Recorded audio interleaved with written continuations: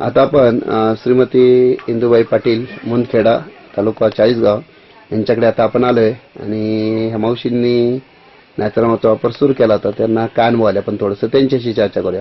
नमस्कार मावशी. नमस्कार. मावशी, तुम्ही नॅचरमचा वापर सुरू केला त्याच्या अगोदर तुम्हाला काय त्रास व्हायचा?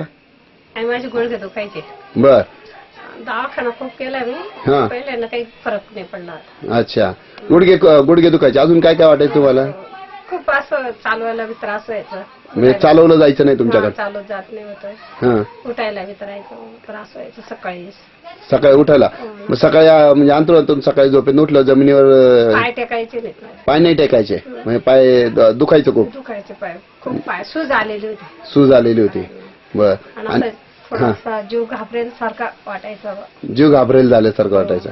आता तुमचा आवाज बघितला जीव घाबऱ्यासारखंच वाटतं. आवाज मोठा आला तर बरं होईल जरा थोडंसं. बर. आणि मग स्वयंपाकघरामध्ये स्वयंपाक करताना वगैरे त्रास जाणवायचा की नाही तुम्हाला? मग जाणवायचं ना. भरपूर जाणवायचा.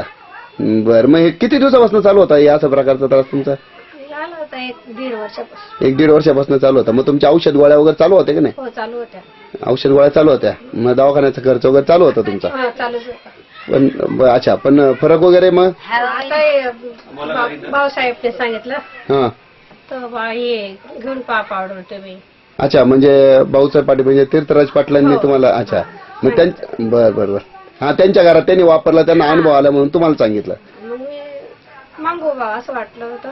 अच्छा. मग तुम्ही हे नॅचरमवर सुरू केलं. हा. मग कुठला वेळ घेता मावशी तुम्ही ते आता? ते सकाळी संध्याकाळ 2 टाइम सकाळ संध्याकाळी. मग कशामध्ये कसं घेता तुम्ही ते? दुधामध्ये. दुधामध्ये घेता. बर.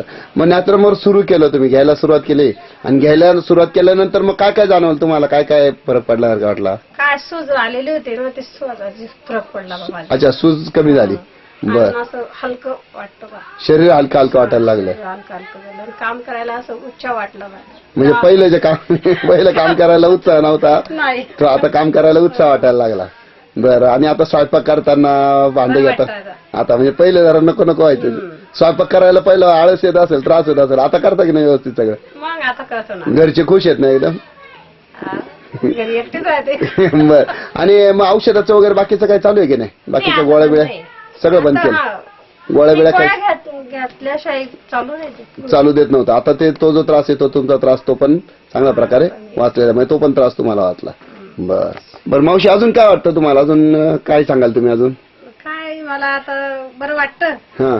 परत मग माझी लेक जळगावला राहते. अच्छा. तुमची मुलगी जळगावला? बर. हा. मुलगी राहते. हा. तिला पण दिला डबा. अच्छा. मग तिला पण म्हणजे तिला फरक पडला. अच्छा. मग तेव्हा ताईंना पण प्रॉब्लेम होता तर? अच्छा. तिला काही तिला निशाची सूजबीज होती. तिला काही दुसरा नाही त्रास. अच्छा. अंगावर सूज वगैरे यायची.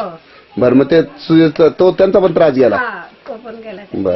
मग आता तुम्ही मला सांगा, तुम्हाला स्वतःला चांगला अनुभव आला, तुमच्या लेकीला अनुभव आला.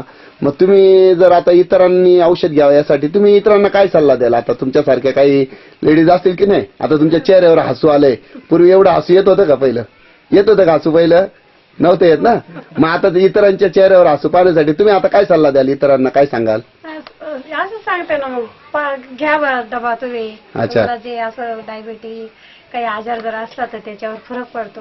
अच्छा. मग तुम्ही तुमचा अनुभव आला तो तुम्ही आता सांगता? सांगते मी. अच्छा. मावशी, तुमचे उत्तरोत्तर हे जे तुमची प्रगती आहे, आरोग्य चांगलं आहे, आज चेहरा हसकरा खेळाय, असंच आयुष्य तुम्हाला उत्तरोत्तर लाभो. धन्यवाद. धन्यवाद.